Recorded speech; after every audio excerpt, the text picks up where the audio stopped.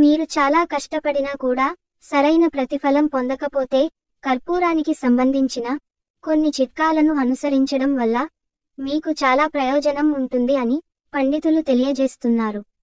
పూజలో ఉపయోగించే కర్పూరం ఆర్థిక అడ్డంకులను తొలగించడంలో చాలా సహాయపడుతుంది. ఇది పితృ దోషాలను కూడా తొలగిస్తుంది.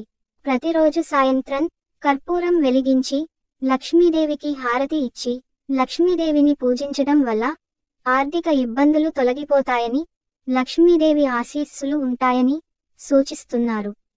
తరచూ ఆర్థిక ఇబ్బందులతో బాధపడేవారు శుక్రవారం రోజు లక్ష్మీదేవికి ఆవు నెయ్యితో దీపారాధన చేయాలి.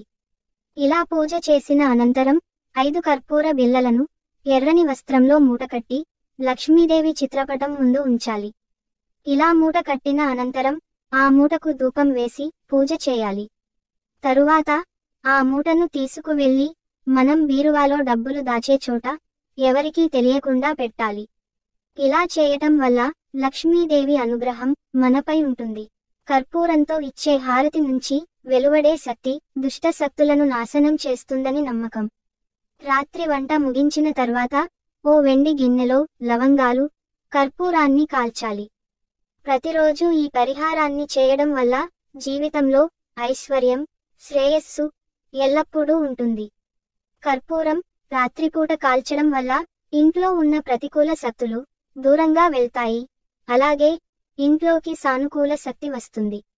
ఒక పసుపు వస్త్రంలో కర్పూరాన్ని వేసి మూట కట్టి పూజ గదిలో ఉత్తర దిక్కున పెట్టి రోజు ధూపం వేస్తూ ఉంటే మీ ఇంట్లో విపరీతంగా ధనాకర్షణ ఉంటుంది. పితృదోషం, కాలసర్ప దోషాలు కూడా కర్పూరం సహాయంతో తొలగిపోతాయి. పితృదోషం వల్ల మనిషి పురోభివృద్ధి పథంలో ఎన్నో అడ్డంకులు ఎదురవుతాయి. దీన్ని నివారించడానికి ఉదయం, సాయంత్రం, రాత్రి ఇలా 3 సార్లు ఇంట్లో కర్పూరాన్ని కాల్చాలి. ఇలా చేస్తే మీరు కొన్ని రోజుల్లో తేడాను గమనించవచ్చు. ఇక ఆర్థిక ఇబ్బందులు బాగా చిరాకు పెడుతుంటే వెంటనే ఆర్థిక సమస్య తొలగిపోవాలనుకునేవారు శనివారం నాడు స్నానం చేసే నీటిలో కర్పూరం కలుపుకుని స్నానం చేస్తే ఆర్థిక ఇబ్బందులు దూరమవుతాయని చెబుతున్నారు. అంతేకాదు, ఎవరికైనా డబ్బులు ఇచ్చి ఆ డబ్బులు తిరిగి రావడం లేదని బాధపడేవారు స్నానం చేసి ధ్యానం చేసిన తర్వాత పూజ గదిలో ఒక ఎర్ర గులాబీ పువ్వు, 2 లవంగాలను, ఒక కర్పూరాన్ని తీసుకుని అమ్మవారి పాదాల వద్ద సమర్పించాలని సూచిస్తున్నారు. ఇంట్లో ఏదో ఒక మూలలో ప్రతిరోజు 4 కర్పూరం బిళ్ళలను ఉంచితే వాస్తు దోషాలు తొలగిపోతాయని చెబుతున్నారు. మీ జీవితంలో ఏదైనా సమస్య ఉంటే ఒక తెల్ల కాగితంపై మీ సమస్య రాసి కాగితం మధ్యలో పచ్చ కర్పూరం, చిన్న పటిక ముక్కను ఉంచి దాన్ని మడవాలి. ఆ కాగితాన్ని పసుపు గుడ్డలో కట్టి పూజ గదిలో అల్మారాలో ఉంచాలి. ఇలా చేయడం వలన జీవితంలోని అన్ని కష్టాలు తొలగిపోతాయి. నెయ్యిలో ముంచిన కర్పూరంతో ఇంట్లో హారతి ఇవ్వడం ద్వారా మీకు ఉన్న అనేక దోషాలు తొలగిపోతాయి.